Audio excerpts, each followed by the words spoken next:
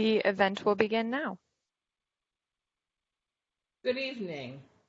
Hi, I'm Liz Krueger, a state senator here in Manhattan, and we're recording this in the evening, but I don't want to say good evening because people will be able to watch this on Facebook whenever they want to. So the topic, whether it's morning, noon, or night, is our mental health, the impact of COVID-19 on our mental and emotional health.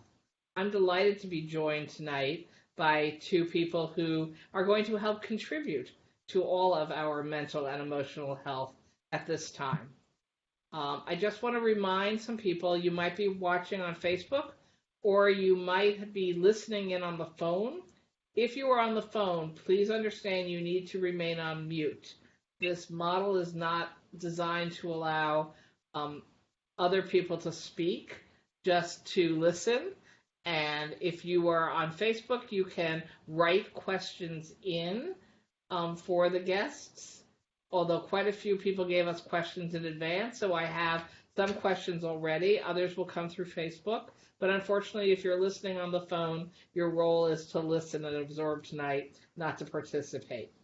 I also want to remind everybody that whenever you go outside, we're still in a world where the right thing to do, and actually the ordered thing to do, is wear a mask, keep 6 feet apart, and wash those hands until they fall off, which is basically how my hands feel at the moment. Just keep washing, don't ask questions, wear the face mask, and stay 6 feet apart. It's in all of our best interests. Before we get to the topic of the night, I want to remind people of a couple of other important issues that are coming up. We have a primary in June. A lot of it's going to be by mail. So reminder, you can get an absentee ballot from the Board of Election for the June 23rd primary now. You can also get an application online for the primary at elections.ny.gov or call the Board of Election 1-866-868-3692, and if you check out my website, you're going to find that information all over it. But again, the test for democracy is how seriously we take our responsibility to vote, even under incredibly challenging circumstances. So when you get your absentee ballot, you just have to check off that you're using an absentee due to illness, because the governor has done an executive order clarifying just living in New York in a pandemic defines you as experiencing an illness for voting purposes. So everybody can choose to vote by absentee ballot. There will be polling sites open. And remember, we have early voting now also, so we will also have early voting sites. We want to just reinforce there's really no reason not to participate in our democracy this year. If you don't feel like you want to or are comfortable or safe going to a polling site, you can do it through the mail. Next important topic, as long as we're hanging out at home all day anyway, get your census form done. It is critical that people fill out their census form, the form that came in the mail or online. The information is used to determine how much money the federal government sends New York State and City. We need our fair share of federal funds. I could do a whole rant on that one separate from this event tonight. And we're not going to get it unless we all fill out our census forms. And since I represent the east side of Manhattan, I'm going to tell you, my people, you're not filling out those forms. I really need you to fill out those forms. We're down below quite a few areas in New York. I also want to emphasize, we know how many people are having trouble with unemployment insurance.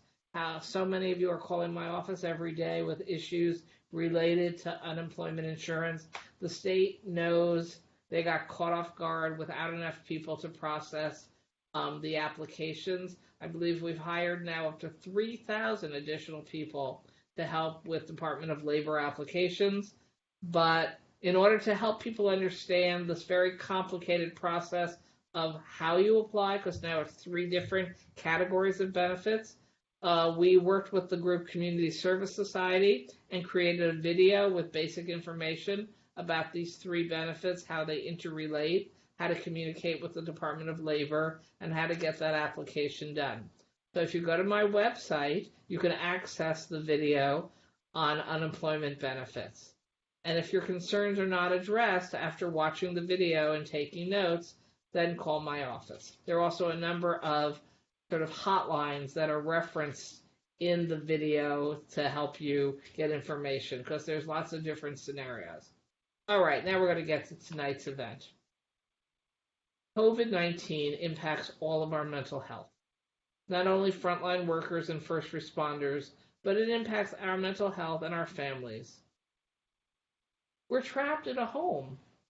We don't get to touch people other than the people that we might be living with. We can't go about our normal day. I'm a workaholic, but I'm used to leaving my home to be a workaholic. Now I get up in the morning, I get dressed, and I tell my husband, okay, I'm going off for my day at work. I'll be in that room. Don't bother me.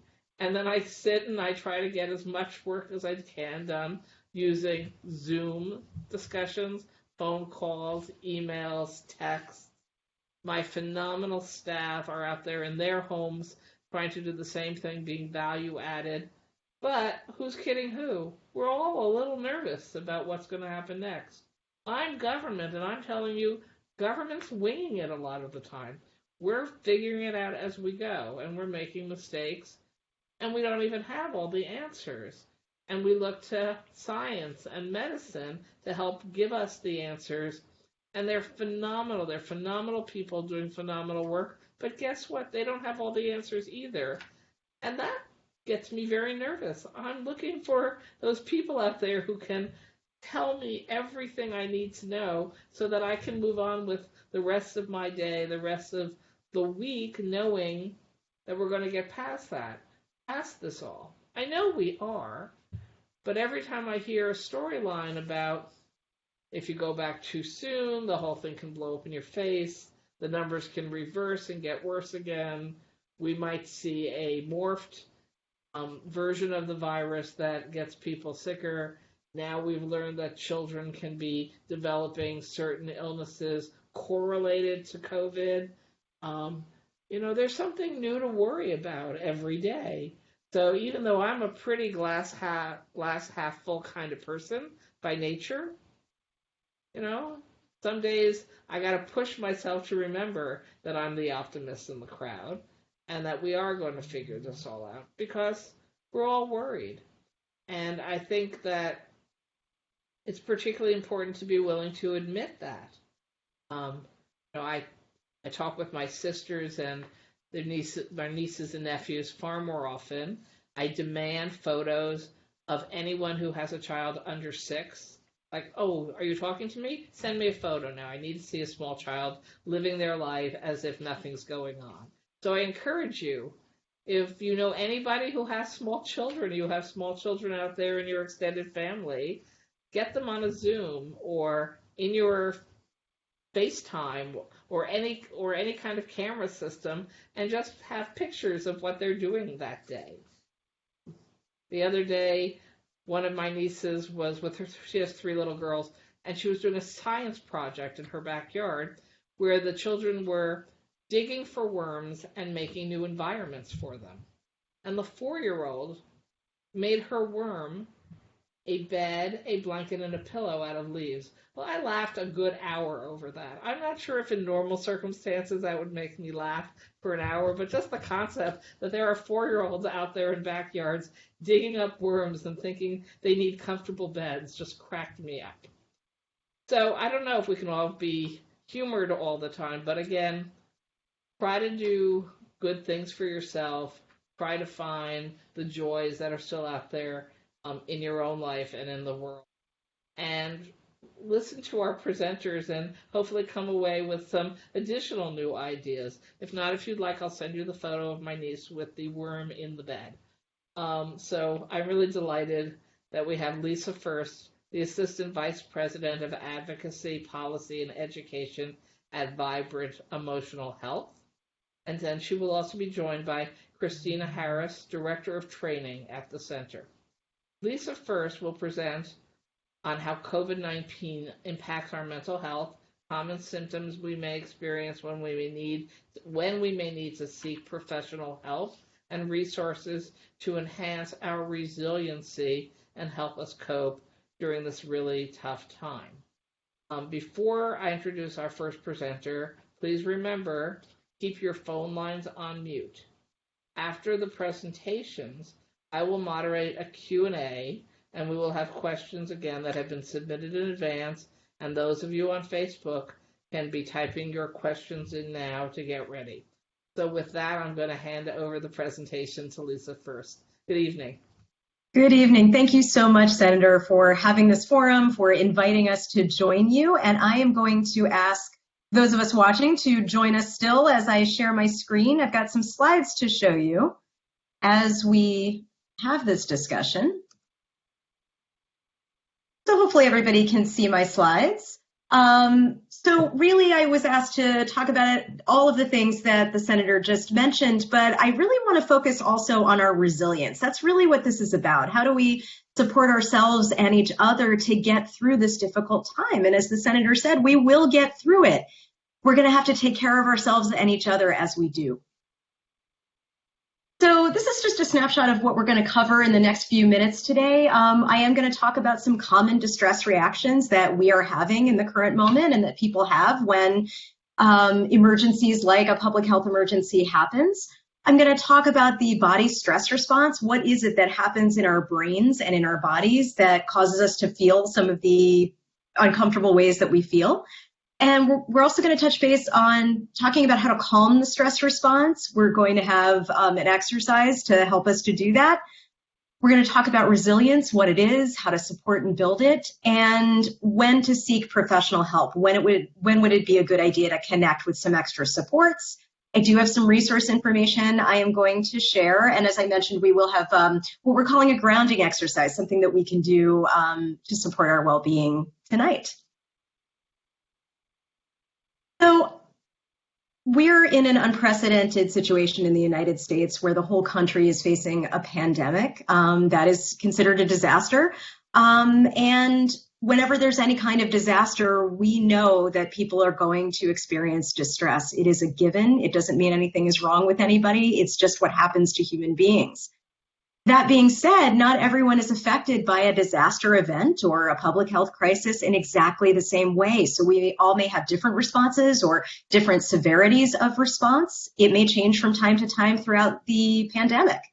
And so our reactions are going to vary based on our particular experience. But some things to know. Distress reactions are common. They're expected. It's what people do. And so we should expect to have them and not think, gosh, there's something wrong with me if I'm feeling distressed. Oh, I understand that my slides are not sharing. I wonder why.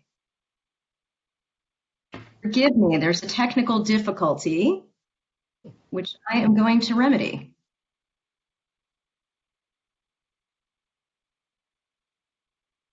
Let's see.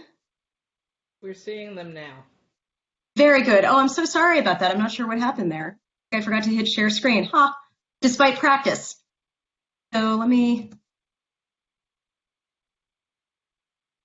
Okay, hopefully folks can see that. Yes, we can, Lisa. Thank you. Oh, very good. So sorry about that. So distress reactions, as I mentioned, are common and expected, and they're not inherently indicative of long-term mental health consequences. So if you're feeling anxious and sad at times and very worried, it doesn't mean that you're going to feel this way forever, and it doesn't mean that you have a diagnosable mental health condition. It's an expected stress reaction under the current circumstances in which we're all living. So distress reactions can happen to anybody, regardless of how close or far they are to a disaster. And our distress reactions can be brief. They can be quite transient, and they often are. They may last a little longer. But some of the common ones that we might experience are physical signs of distress, emotional signs of distress. We have cognitive signs and behavioral signs, and I'm going to show an illustration of that in a moment. But some of the typical things that you might be experiencing or people you know might be experiencing are things like difficulty eating and sleeping, whether that's sleeping or eating too much or too little. Very common to have those kinds of physical reactions. People may be feeling higher than normal levels of sadness. They may be feeling angry, frustrated, irritated, more than they typically would. People may find themselves being more emotional in general than they normally are, feeling very reactive to stressors that may not have bothered them quite so much in earlier times. Some people may feel hypervigilant, meaning they're kind of always on guard, looking out for what's next, what's going to happen next. And as the senator noted, we're all wondering what is going to happen next. And some of us may experience that in a very extreme way and be very on edge and feeling quite agitated much of the time. Some folks may feel a certain level of numbness where it just feels overwhelming and they're not noting feeling particularly angry or sad or frustrated or overwhelmed. They feel a lack of feeling, and that's okay too. That is a reaction that can happen. Sometimes people have difficulty with listening, with concentrating, with the ability to complete tasks. And sometimes this is very disturbing to folks because they're finding themselves having difficulty doing things that they're used to doing very well or not anticipating having difficulty doing. And they may be working less efficiently or operating in other ways less efficiently than they normally would. In some cases, that might be leading to some difficulty at work or at school, just not performing at the level that you want to perform or are typically used to performing. That's not uncommon when a disaster is striking. And sometimes people may find themselves isolating. It's particular to note that we're in a moment where we are being asked, we're required to physically distance, we're required to not gather in groups and do the things that we normally would socially. So we are choosing to physically distance. It can go a step further where people may be isolating so much more from their friends, their family, their colleagues, and that can creep up on people and they might not even be aware of it until they're feeling quite alone. So these are reactions that are typical and can happen to anybody. So this little chart here just illustrates much of what I was talking about, but has some additional information. So these are the typical signs and symptoms of stress, and there is no way that New Yorkers aren't feeling a great deal of that at the moment. And stress doesn't affect us in one way. It affects us in multiple domains of our lives. As I mentioned, there are physical signs. We talked about eating and sleeping, but it can even be things like feeling discomfort in the body, aches and pains, maybe a rapid heartbeat, tightness in the chest, headaches or body pain, feeling exhausted. There can be digestive issues that come up with stress. Those are just some of the physical things that people might be experiencing. Muscle tension is another one. On the emotional side, as I mentioned, we talked about feeling perhaps angrier than usual or feeling more easily triggered. Folks may just feel a general sense of sadness or just general unhappiness, not feeling as up as they might otherwise. Folks may feel lonely and isolated, as I mentioned. It may be difficult for folks to relax, let go of anxiety. That can happen quite a bit with stress. Folks may feel moody and irritable. Their moods might change and go back and forth. And for some people, hopelessness can start to creep in where it feels like, gosh, is this ever going to end?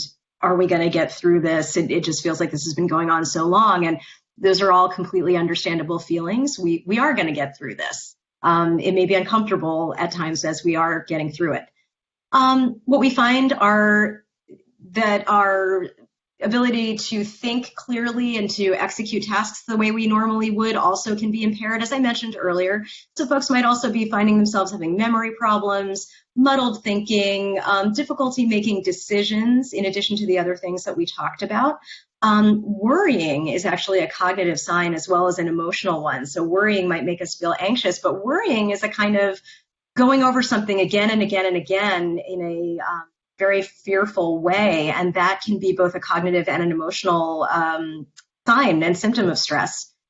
And then stress causes us to act differently than we normally might. So in addition to eating more or less, people may find themselves unable to motivate to manage their responsibilities. They may delay them, they may neglect them. People may feel very restless. They may feel so uncomfortable in terms of the stress that they're feeling that they may be drinking or smoking or using substances to cope. They may be doing that more than they normally would. So that's something that we should be paying attention to in ourselves and in our loved ones. So why does this happen? Why? do we react in these ways when an emergency is happening? And that really boils down to evolution and how our bodies are designed and our brains are designed. And we have all evolved in millennia to have what's called the stress response, where when human beings are presented with what they perceive as a danger or a threat, they sound the alarm in their bodies and people fight, they fly, or they freeze. And I have this photograph here of a growling grizzly bear. And imagine in days of yore when our ancestors were out hunting for food, if they were running into a grizzly bear in the forest who was roaring at them, they had to be able to escape that situation quickly or human beings wouldn't have survived. So we have the stress response as a survival mechanism. It's how we're hardwired. There's nothing we can do about it. And I don't know that we should do anything about it. We need to be able to have the stress response. We don't run away from grizzly bears so much in New York City, but we run across the street. We make jaywalk and have to avoid a car. The same response that allows us to escape from the grizzly bear is what propels us across the street very quickly when we think a car is coming. So we need to have that response. What happens, though, is the stress response starts instantaneously in the brain. And though it starts in the brain, it is not a conscious process. It is not something we think about. It is something that biologically automatically happens. The brain registers that there is danger, and a whole host of things happen in all of our systems, starting with hormones, what we call stress hormones, getting released that prepare the body to either fight the threat, run away from the threat, or freeze and hide from the threat. So our senses get a lot sharper, our blood pressure goes up, our heart beats faster, our breathing changes. So we're not breathing in a slow, relaxed way. We're breathing in a much more rapid way to get more oxygen. We have our muscles tighten up so that we are able to respond. And this happens in a matter of moments. And what normally happens is when that grizzly bear goes away or when we've run across the street and the car has passed us and the danger is gone and we've gotten out of it, that stress response normally ratchets right down. It goes right back down. So it doesn't typically bother us in a long-term way. It's something that we use to get out of danger.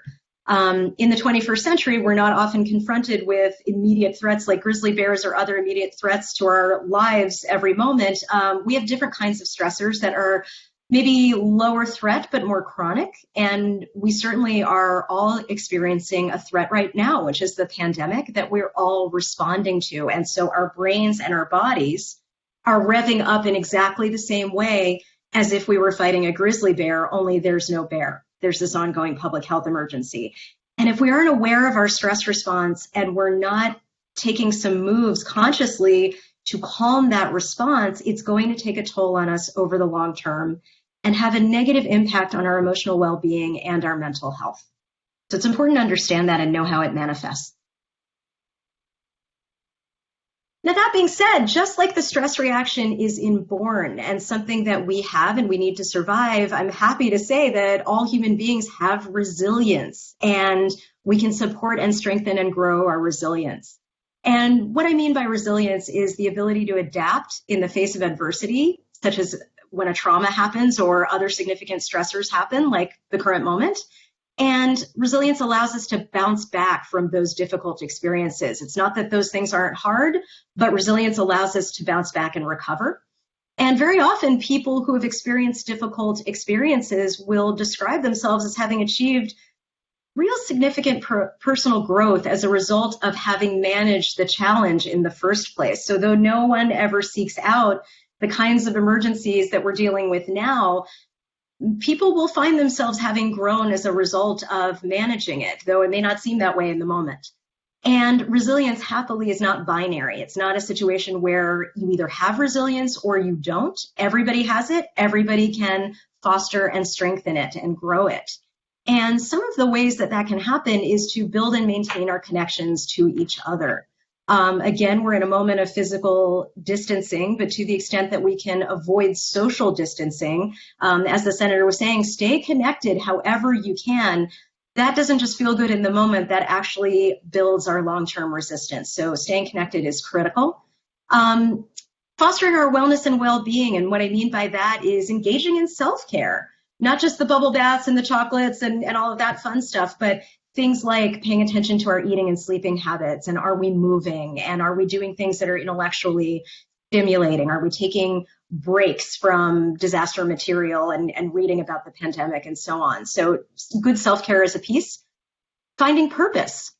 Do we have meaning in what we're doing? And for many of us, that may be our work that we're still engaged in. It may be our parenting as well as work.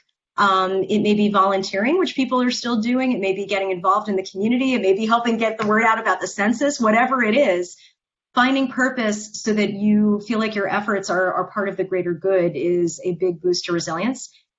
And I have a bullet here that says minding thoughts. And what I mean by that is not so much judging them, but really monitoring them, noticing what we're thinking and how our thoughts are making us feel.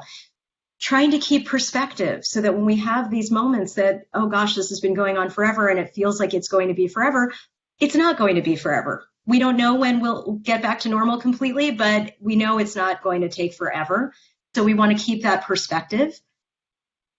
We need to be able to accept changes, even when they're hard. Many of us in New York, if not all of us, we've changed what we're doing. We've changed where we're working or how we're traveling, how we're gathering or not. And that's something that we have to accept. And the more we're able to accept the current moment and work around it, the more our resilience can be strengthened. It's also helpful to focus on what it is that we're trying to accomplish. What is it that we want out of our day, out of our experience, out of our work? What's the outcome that we're looking for? And when we think about that in a positive sense of trying to affect what we want to happen, it's harder to focus on what we're worried about or what we're afraid of. It's hard to hold those two things in the exact same moment at the exact same time. And learning from the past. So many of us, if not all of us, have had incredibly difficult life experiences that long predate COVID-19. We got through those. We developed skills and strengths and strategies to do that. And so what I would encourage everyone to do is think back to when you've had really difficult times that have felt hard. What helped? What were the things that got you through? What were the things that buoyed you and strengthened you? Do those things, re-engage with those things. That's learning from your past to build your own resilience. I want to point out a resource that everyone is able to access. Our organization, Vibrant Emotional Health, put out what we call the Staying in Balance Toolkit just about 2 years ago. There's a link to it here. If you go on the Vibrant Emotional Health website, you can download this toolkit, and this has a ton of self-care information, tricks, techniques, tips, lots of information about stress and the brain and how to have a healthy workplace. It's a terrific resource and has much more information than I'm going to be able to share in this session today. So I do encourage folks, it's completely free. You can go on our website, you can download it, you can print it, and I hope folks take advantage of that because it's got a lot of good material in it. So some of the information you might find in the toolkit includes what's listed here. So just tips for managing stress. You may be aware of some of these already, and they may be oldies, but truly they are goodies. Limiting media intake. It's important for us to know what's going on. We need to know what the up-to-date public health recommendations are. We have to stay connected to the world to an extent, but too much of that can wear on us. So if you are a news junkie, you might want to evaluate how is that affecting you. You might want to evaluate when are you taking in your media and how is that working for you. Maybe don't refresh your news feed every few minutes. Maybe set up some times where you're going to check the news. Too much negativity takes a toll.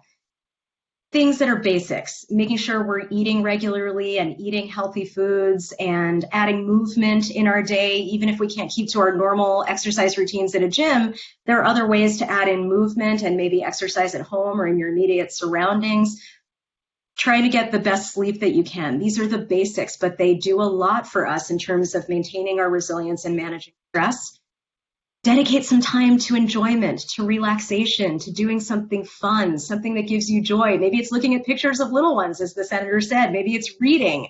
Maybe it's watching a stand-up routine on TV. Whatever it is that you know makes you relax and feel good and forget about the stressors in the world.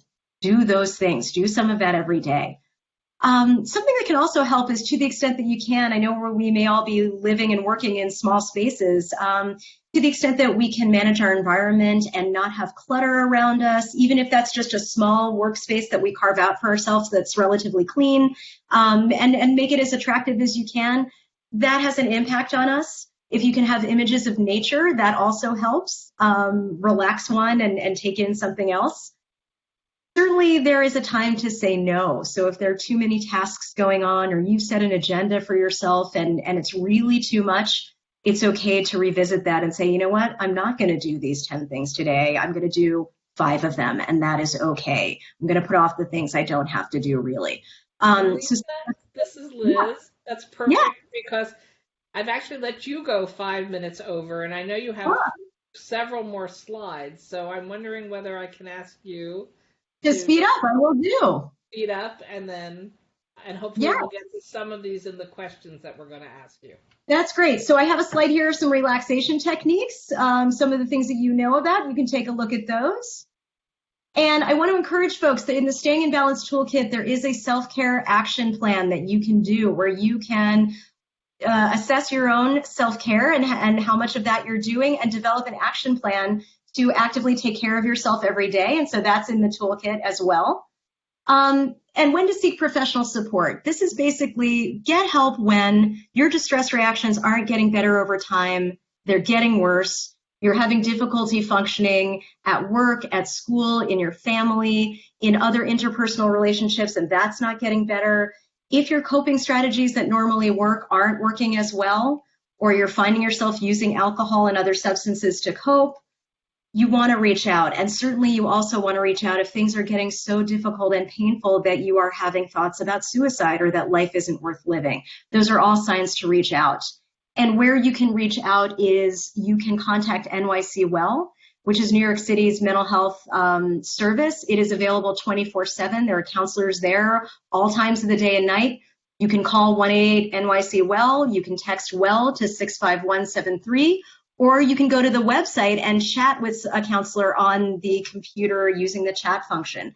This is a great resource for getting out your problems and learning what other resources you can be connected to for your ongoing support. We have some other links here that perhaps can be shared later with folks. Some reading that you can do about managing stress during COVID-19. And we have some great resources for where you can actually go on the web to experience some mindfulness exercises, some meditation, some breathing. And with that, I'm going to invite us all to breathe, because a great time to relax is when you don't have time for it. And I am going to stop sharing and invite my colleague, Cristina Harris, who, as was noted, is the Director of Training for Vibrant Emotional Health. She's with our Center for Policy, Advocacy and Education. She has been a teacher, a trainer, a coach, a social worker for the past 20 years.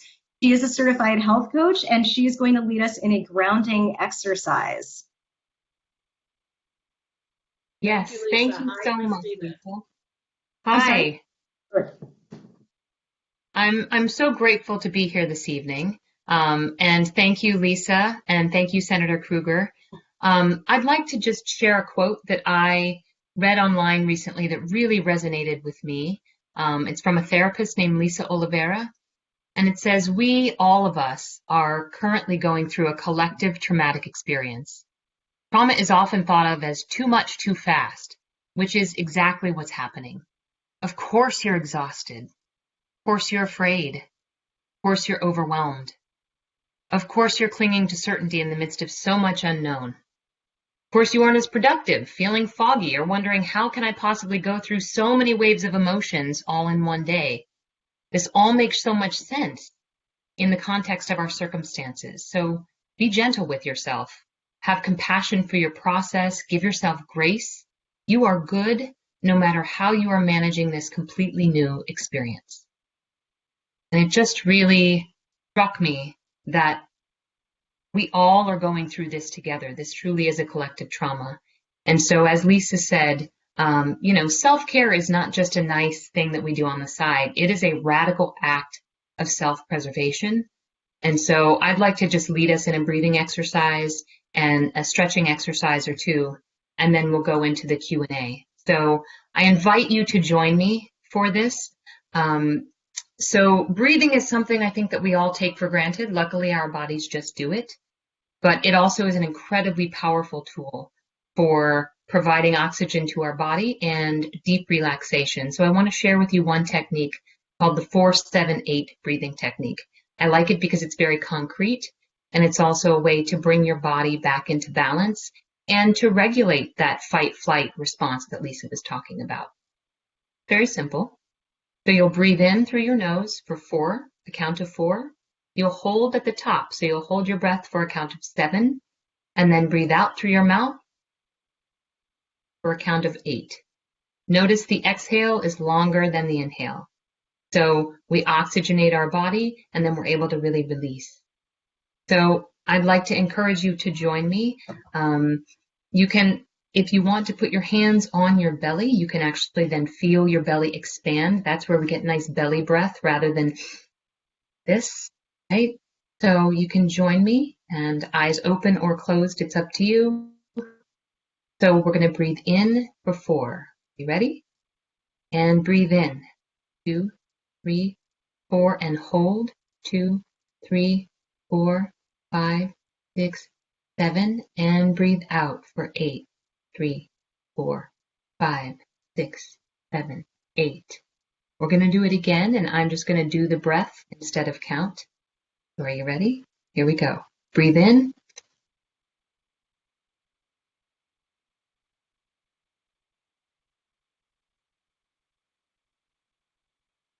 One more time.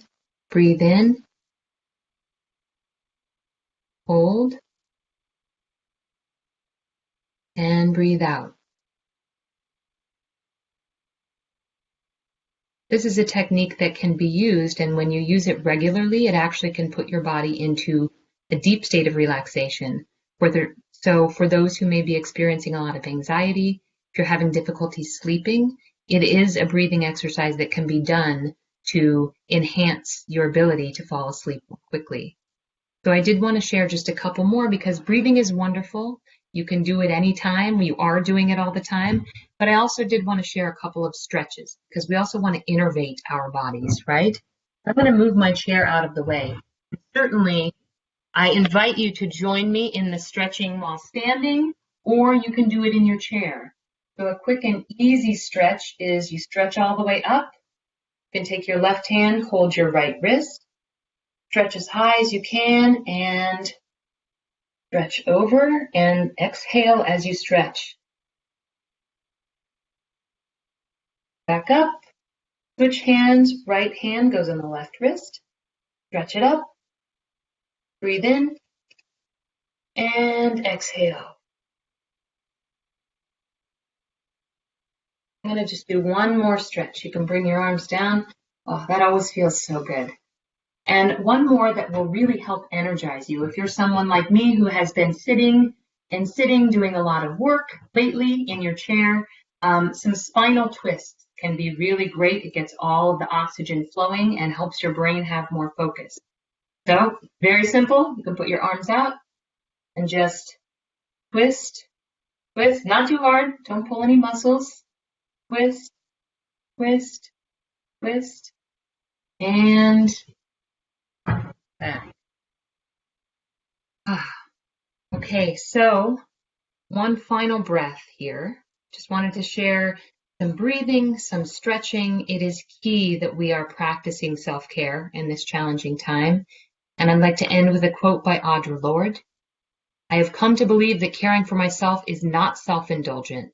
Caring for myself is an act of survival. And it's true. It's very important in this time for us not only to be caring for others, but to be caring for ourselves as well. So thank you again. Thank you very much, Cristina. Okay, I think we're all coming back. Good. I see both Lisa and Cristina, and I see me in a little corner, so hopefully you out there can see all of us. There are quite a few questions, and some of them are personal about their own experience living through this, and some are a little more policy related. So I'm going to start with a couple of the policy ones. People are very concerned about what's happening with child abuse at this time, where people are trapped with children in homes for long periods of time, and no one else is observing perhaps what's happening, and also domestic violence, where people who might somehow keep a relationship going if they don't have to spend 24/7 together isn't really the same story when you have to spend 24/7 together. One or both of the adults may have lost their income, so there's economic worry, there's the pandemic health worry, and everybody's trapped together. Do you have any sense out there in the field what we might be actually not seeing going on but is going on? I think all of what you described. There is great concern in the social service community about these very things, about the fact that when people are behind closed doors, things may happen that otherwise would get picked up on that maybe aren't. I am aware that the city is actually setting up a task force to address these issues. I just read about that today, that Mayor de Blasio is going to be putting together a task force on domestic violence to look at how we prevent it during this time.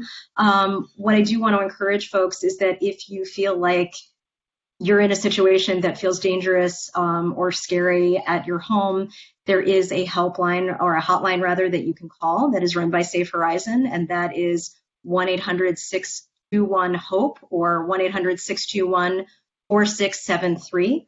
That's a resource for folks. With regard to children, who are not in school or in after school or in the programs where there might be other adults who are able to observe and see if there's anything awry, that exposure may not be there. Certainly, if anyone is concerned about the health and well-being of a child and has a reasonable cause to think there may be some abuse or neglect happening, they can anonymously call the New York State Central Registry, and that's at 1-800-342-3720 to report that you are concerned about a child. So certainly we're in a moment where we're separated from each other, but if you are concerned about a child or yourself, please reach out. I just want to emphasize how important that is, and that I completely agree. And even call 911 if you don't know what the phone numbers are. If you feel at risk for yourself, or you think others around you are being harmed, children or adults, please say something to somebody and trigger some exploration or investigation. It's far, far worse to almost think it's happening but don't do anything than to make that call, have a professional follow up, and make sure that whatever needs to be taken care of does get taken care of. Because I know I certainly worry about that at this time. Shifting to more for people, can you talk a little bit about the impact specifically around older adults and this period of time? I know, Lisa, that you actually lead the Geriatric Mental Health Alliance, or I think that's where I first met you. And so can you talk a little bit about both special things that we might be attuned to, or we want to make sure older adults trapped in their apartments are attuned to? Sure. So, one thing I want to start off with is to say that older adults are a diverse group and have a ton of strengths and have been through a ton of stuff. So before we think that every older adult is fragile and needs a ton of extra stuff, know that they might have something to teach us about how to survive difficult times. That being said, we know that prior to the pandemic, there are a lot of older adults who would describe themselves as lonely. Maybe they're socially isolated. Living alone doesn't make you socially isolated necessarily, but we're in a moment now where if someone is living alone and they're older, they may not have as much contact with the outside world where they would be getting their social contact. So going to a senior center may not be happening.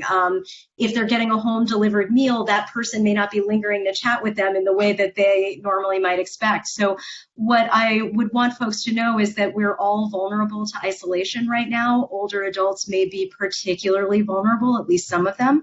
If there is an older adult in your life, whether that's a neighbor, a friend, a family member that you haven't even talked to in a while, don't assume they're okay. They might be, but the only way to know is to reach out and to talk with them, find out how they're doing. And so I really would encourage folks to take that extra step themselves and reach out.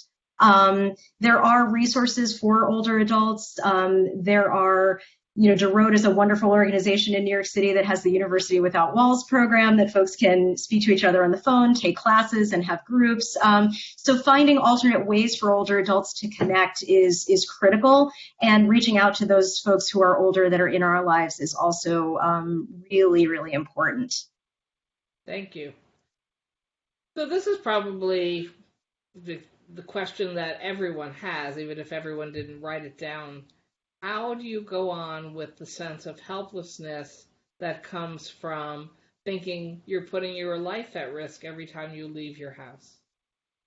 Wow, People such a feel good question. frozen that they can't go out. They're under instructions not to go out, but they need to go out. They might need to go to work. They might be an essential worker themselves who is completely frozen psychologically that they are taking their life in their hands.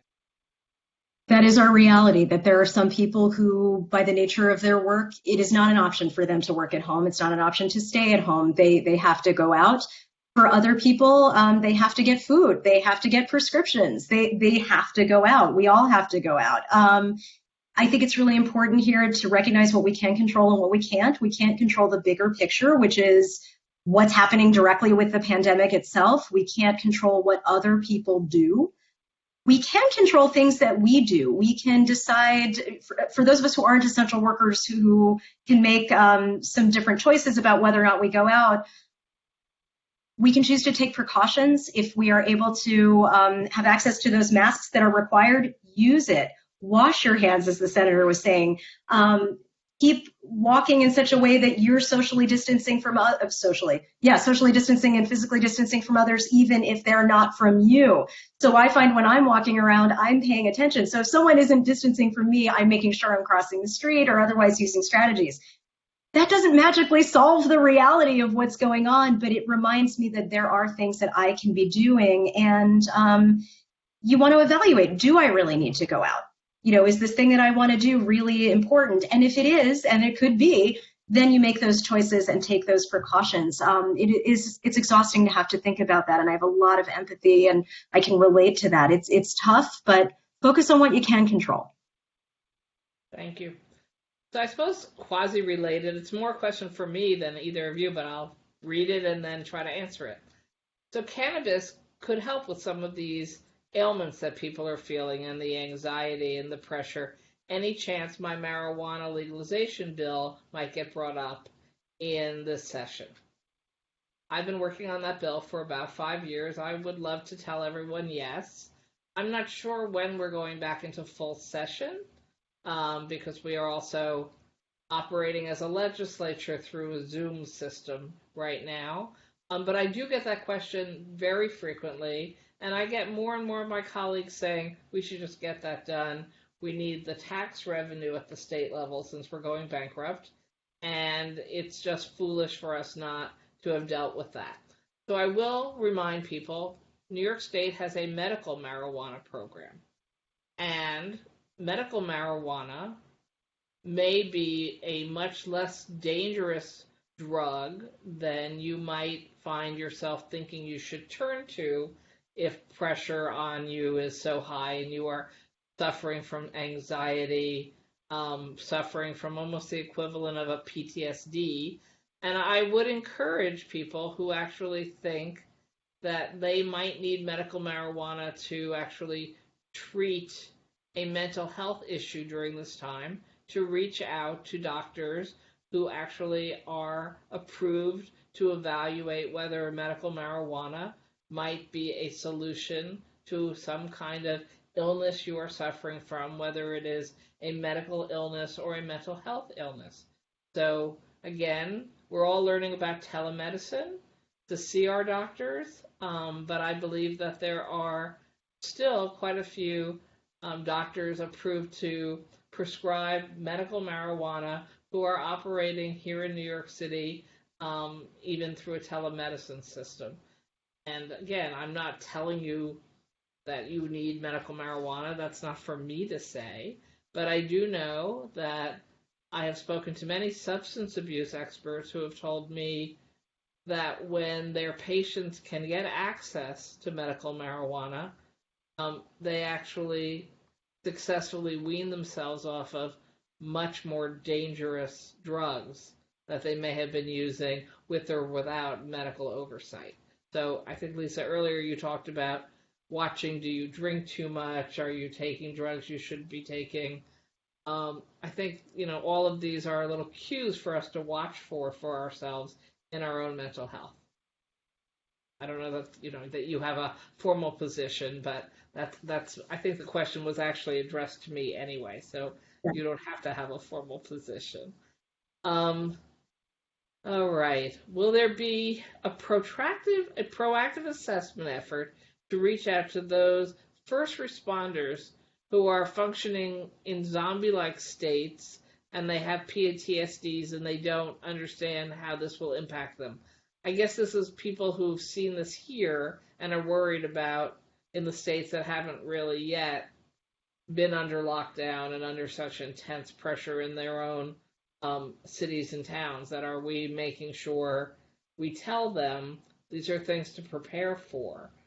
So I'm just curious, do we think like are mental health specialists like yourself comparing notes around the country? Are people seeing what's happening here for the good and the bad and trying to prepare themselves better? Yeah, and I think the media is starting to catch up on this too. So the initial conversation was always physical health, of course, for obvious reasons, but we are starting to see that first responders, whether that's EMS folks or nurses or doctors or respiratory therapists, they are feeling the impact of having dealt with so many patients so critically ill all at once. And these are folks that pride themselves on their ability to help and to heal. And when they are faced with such an onslaught that feels so difficult and they felt like, perhaps they didn't have adequate equipment and the disease itself is so difficult, it's been really hard for them, all the reports that I've been seeing. And so I do think that that is a group as a whole that deserves a lot of care and attention and focused effort to support them now and as we move out of the pandemic, because these feelings may be somewhat longer lasting without that kind of support. Exactly. So several people raise the issue that they think their stress is really being made so much worse by the fact that they don't know about their economic situation. Will they have a job to go back to? Why can't they get the unemployment benefits? They're worried about paying their rent. I'm not sure they're all questions for you, so I just want to reemphasize. My office puts out a daily update that anybody who's watching on Facebook probably already gets it because that's how they learned this event was taking place. But just go on my website, lizkrueger.com. You can sign up for the daily updates. Why am I telling you that? Because it has information about different benefits you might be eligible for that you didn't know about. I can't emphasize enough the importance of good nutrition during these tough times. And so there are several federal and state food programs that have expanded eligibility. SNAP, which is just a credit card to go to the food store and buy food. So nobody who's lost their jobs or seen a decrease in their income should think twice about applying for SNAP. It's all over the phone and by computer nowadays. You don't have to go into an office. There's expansion of child nutrition programs and food you can go pick up at school locations every weekday. There's senior meal delivery programs to seniors in their homes who do not feel that they have access to food. As I said before, unemployment benefits, the application process is too complicated, but you can get information on my website. You can get information from the updates we do, and it is more than 100% worth your while to make the application and see what you're eligible for, because we now have federal benefits on top of the state benefits, and it's significant money.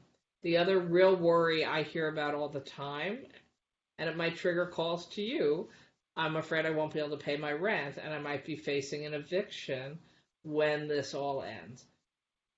The governor just today announced an extension of the moratorium on rent payments till August, and there's further expectation that the same will apply for mortgages and hopefully for water and utility bills. We're working on that as well.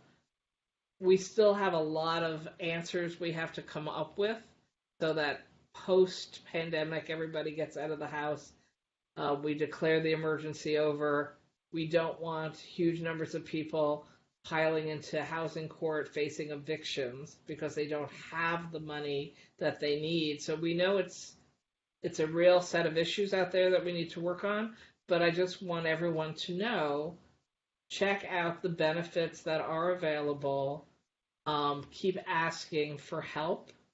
Keep reaching out to different government offices, different nonprofit offices to learn more about what you need and whether there's anything that can be done for you. I think we're almost out of time, so I'm just going to hand it back to you to make any closing comments you would like to make. That's all. Just for everyone tuning in, the fact that you're here means that you are invested in your own mental health and emotional well-being and that of your loved ones. So I commend you for that. And I can't encourage you enough to take advantage of the things that are around you, as the senator said, to find that joy. Take advantage of knowing the breathing exercises and the stretches that Cristina showed you. Take advantage of the Staying in Balance Toolkit. And I wish everybody good health and good emotional well-being, and we're going to get out of this. We are going to get out of this, and I want to thank you both, Lisa and Cristina, for being with us this evening. I really do think that even just taking the time to think about some of these issues, because a lot of us are good at denial, right? So actually we might be the poster child for every single thing you talked about tonight, but we're saying, oh no, I'm perfectly fine, nothing is bothering me, what's the big deal? And so I hope that some of the people like that also listened in or will get on Facebook, because I think it's really important to recognize all of these things, because that's the only way you'll ever try to come up with some answers and ask for some help when you need it. With that, next Thursday, May 14th, we will be holding a town hall on food safety and food security, and we'll be very happy that Charles Platkin, the director of the Hunter College Food Policy Center, will be with me to talk about those issues. So ranging from how do you make sure that the food you're bringing in from the supermarket is safe from COVID, to how to eat healthier foods and how to get access to affordable food for yourself during this time. So again, thank you so much for being with us, Cristina and Lisa. Thank you all for tuning in, either on Facebook or on the phones, and good night for now. Thank you.